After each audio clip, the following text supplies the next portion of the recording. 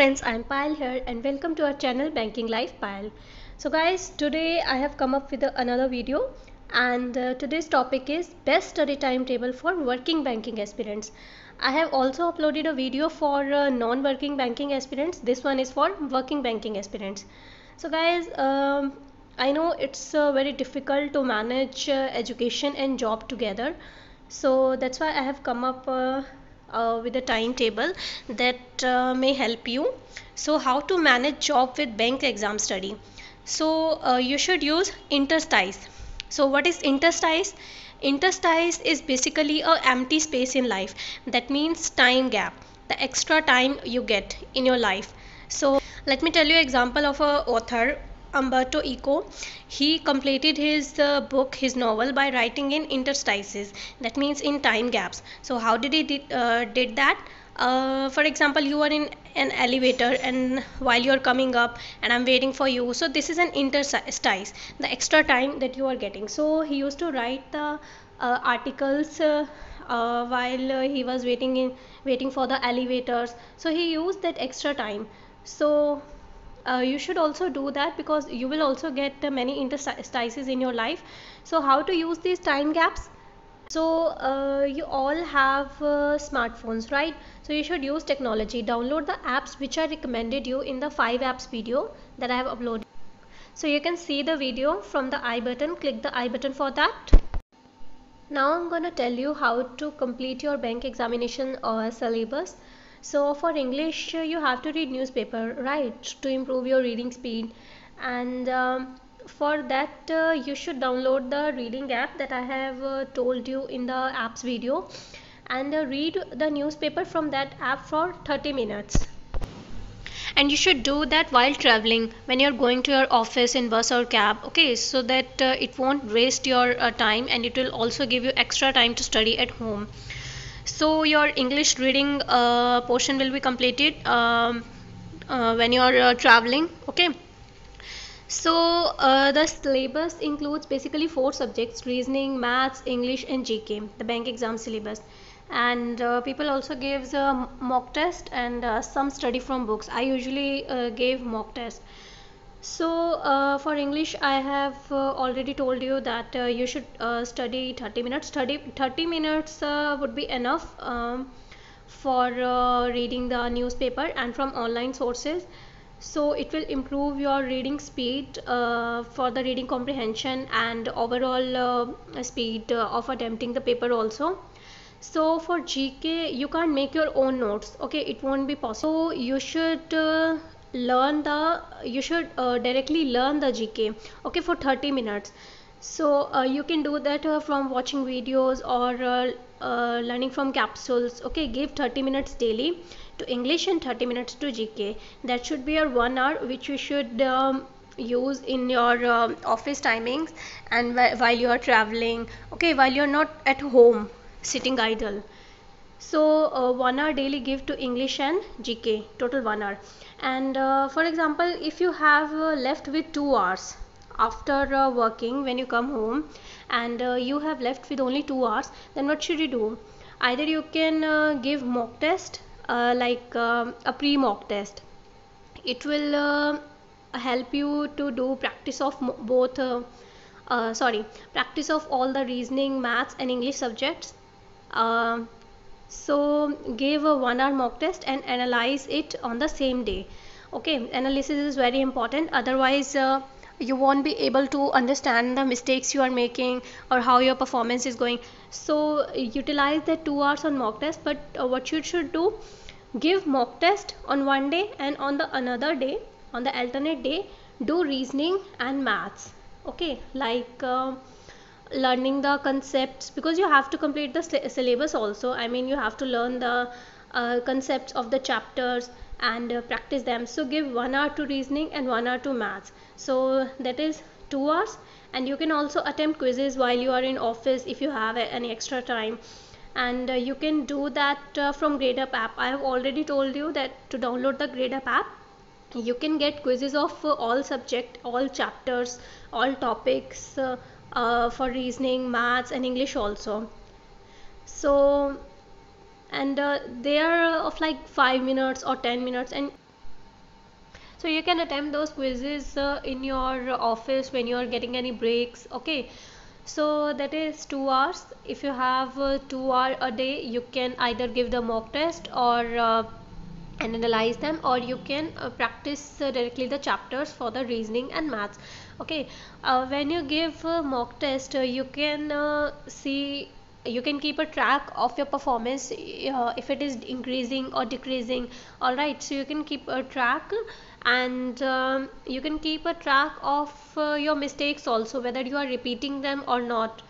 So but if you have like 3 to 4 hours, okay, if you have 3 to 4 hours after working at home, then you can do both. I mean, you can give the mock test also, analyze them, the pre mock test of bank PO or bank clerk, whatever you like. So you just need to have to practice. Okay, you can give the mock test of PO pre or PO clerk, and you can also do the reasoning and maths portion for 2 hours.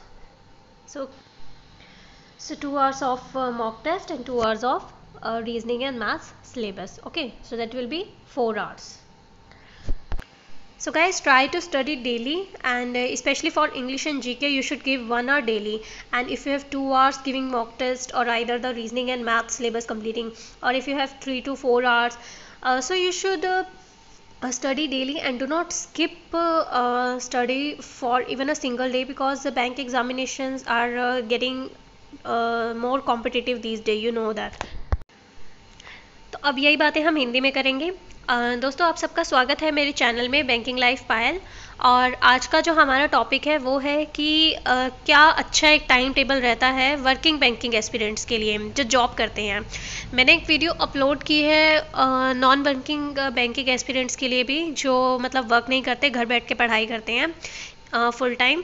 और तो ये video उनके लिए है जो job करते हैं। तो अब जॉब और एजुकेशन दोनों साथ में मैनेज करना बहुत टफ होता है, और जॉब को मतलब पढ़ाई को और जॉब को साथ में कैसे मैनेज करें, बैंक एग्ज़ाम्स को और जॉब को।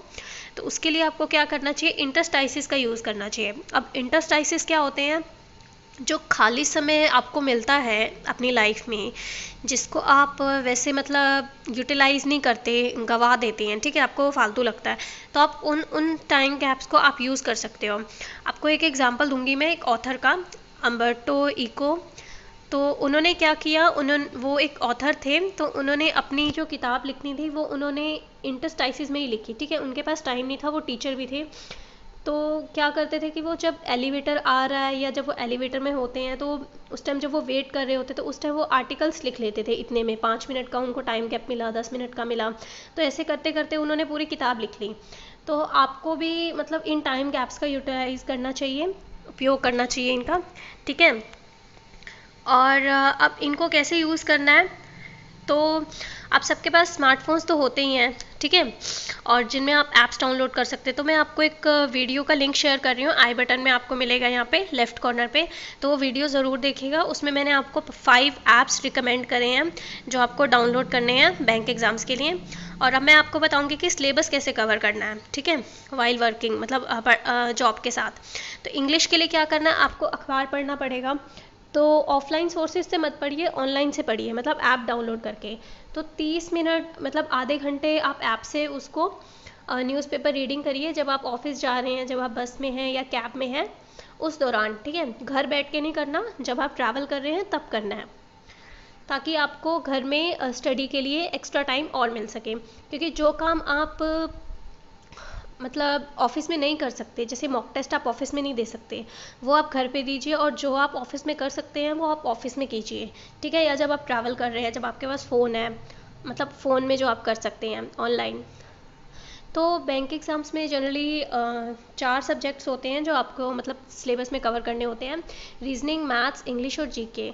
इंग्लिश का मैंने आपको ऑलरेडी बता दिया कि 30 मिनट आपको रीडिंग में देने हैं, और जिससे क्या होगा कि आपकी रीडिंग कॉम्प्रिहेंशन स्पीड भी इम्प्रूव होगी। जब आप आरसी देते हैं एग्ज़ाम में तो उसकी स्पीड भी इम्प्रूव होगी, और आपकी ओवरऑल स्पीड भी मतलब अच्छी हो जाएगी क्वेश्चंस अटैम्प्ट करने के, आपके नंबर ऑफ अटैम्प्ट्स भी बढ़ेंगे, क्योंकि आपकी ओवरऑल रीडिंग स्पीड भी इम्प्रूव हो जाएगी न्यूज़पेपर रीड करने से। और जीके में क्या है कि आपको 30 मिनट्स देने हैं लर्निंग में, मतलब आपको सीधा जीके लर्न करना है, आपको अपने नोट्स नहीं बनाने। आपके पास इतना टाइम नहीं है जॉब के साथ कि आप पहले नोट्स बनाएं और फिर उसको रिवाइज़ करें, फिर उनको लर्न करें, नहीं। तो आपको क्या करना है, आपको सीधा वीडियोस देखनी है। आप स्टडी आईक्यू की वीडियो देख सकते हैं, या आप कैप्सूल से लर्न कर सकते हैं जीके। तो कम से कम 30 मिनट रोज़ के 30 मिनट इंग्लिश को दीजिए, ठीक है, न्यूज़पेपर रीडिंग में, और 30 मिनट जीके को लर्न करने के। तो ये 1 घंटा तो आपको देना ही देना है रोज़। और ऑफिस में कोशिश कीजिए कि आप इनको वाइल ट्रैवलिंग, मतलब ट्रैवलिंग के दौरान कीजिए ये काम, इंग्लिश और जीके का, ठीक है, घर पे नहीं करना। तो अब जॉब के बाद अगर मान लीजिए आपके पास 2 घंटे बचते हैं पूरे दिन में, ठीक है, जो आप घर पे स्टडी कर सकते हैं, तो आपको क्या करना चाहिए, आपको प्री मॉक देना है, मॉक टेस्ट। 1 घंटे का आप मॉक दीजिए और 1 घंटा उसको एनालाइज कीजिए। तो ये हो गए आपके 2 घंटे पूरे। इंग्लिश जीके आपका ऑलरेडी हो गया वाइल ट्रैवलिंग, और बाकी के 2 घंटे में आपकी प्रैक्टिस हो गई रीजनिंग की, मैथ्स की, इंग्लिश की। बट आप डेली मॉक टेस्ट तो दे ही नहीं सकते क्योंकि आपको सिलेबस भी कंप्लीट करना है, ठीक है। तो आप क्या कीजिए, एक दिन 2 घंटे मॉक टेस्ट को दे दीजिए, उसको मॉक टेस्ट देने में और एनालाइज करने में, और अगले दिन क्या कीजिए, रीजनिंग और मैथ्स को दे दीजिए।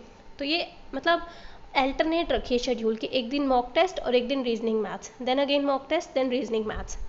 इस तरह क्या होगा कि आपकी मॉक टेस्ट की प्रैक्टिस भी हो जाएगी, ठीक है, एग्ज़ाम्स देने की, और आपका सिलेबस भी कवर होता जाएगा जो आपके चैप्टर्स हैं। तो 1 घंटा रीजनिंग को दीजिए, 1 घंटा मैथ्स को।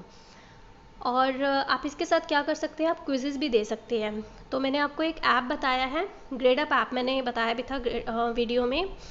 उसमें आप क्या कर सकते हैं, आपको क्विज़ेस मिल जाएंगी हर सब्जेक्ट की, रीजनिंग की, मैथ्स की, इंग्लिश की, जीके की भी मिल जाएंगी, और हर टॉपिक की भी मिल जाएगी, सेक्शन वाइज, चैप्टर वाइज, ठीक है, एमसीक्यूज़ भी और रीडिंग कॉम्प्रिहेंशन क्वेश्चंस भी। तो आप वो क्विज़ेस दीजिए, 5 से 10 मिनट की भी होती हैं छोटी, अगर आपके पास 5 से 10 मिनट का लाइक आपको ब्रेक मिलता है ऑफिस में, तो आप उस दौरान ये क्विज़ेस दे सकते हैं एक्स्ट्रा टाइम में, तो आपकी प्रैक्टिस भी होती रहेगी।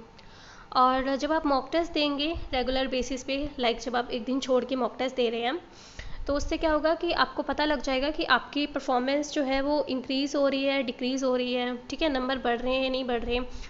और अगर कोई गलतियाँ हो रही हैं तो आप उनको दोहरा तो नहीं रहे। बट अगर आपको 2 घंटे की बजाय 3 से 4 घंटे मिलते हैं तो और भी अच्छा है। आप क्या कर सकते हैं, आप मॉक टेस्ट भी दे सकते हैं, ठीक है, 2 घंटे, 1 घंटा एनालाइज करने का और 1 घंटा देने का। पीओ का भी दे सकते हैं, क्लर्क का भी, इट डजेंट मैटर, मतलब ये इतना मैटर नहीं करता, बस आपको प्रैक्टिस करनी है तो आप चाहे पीओ का दे दीजिए, चाहे क्लर्क का दे दीजिए, प्री का। और इसके साथ आप रीजनिंग और मैथ्स का भी कर सकते हैं सिलेबस कवर। तो ठीक है, तो ये हो गए 2 घंटे मॉक टेस्ट के और 2 घंटे सिलेबस कंप्लीट करने के रीजनिंग और मैथ्स के, तो ये हो गए 4 घंटे। तो दोस्तों ये जो शेड्यूल है डेली का कि आपको इंग्लिश जीके तो करना ही 1 घंटा, और अगर आपके पास 2 घंटे हैं तो मॉक टेस्ट करना, 3 से 4 घंटे हैं तो दोनों चीज़ें करनी, मॉक टेस्ट भी, रीजनिंग मैथ्स सिलेबस भी। तो ये चीज़ आपको डेली करनी है, ठीक है, एक दिन भी छोड़ना नहीं है, बिकॉज कंपटीशन बहुत टफ है। और जो बच्चे मतलब जॉब नहीं कर रहे, जो घर पे बैठ के पढ़ रहे हैं, वो आपको और टफ कंपटीशन दे रहे हैं, ठीक है। तो मिलते हैं अगली वीडियो में और कुछ न्यू टॉपिक्स के साथ। देखते रहिए मेरा चैनल। धन्यवाद।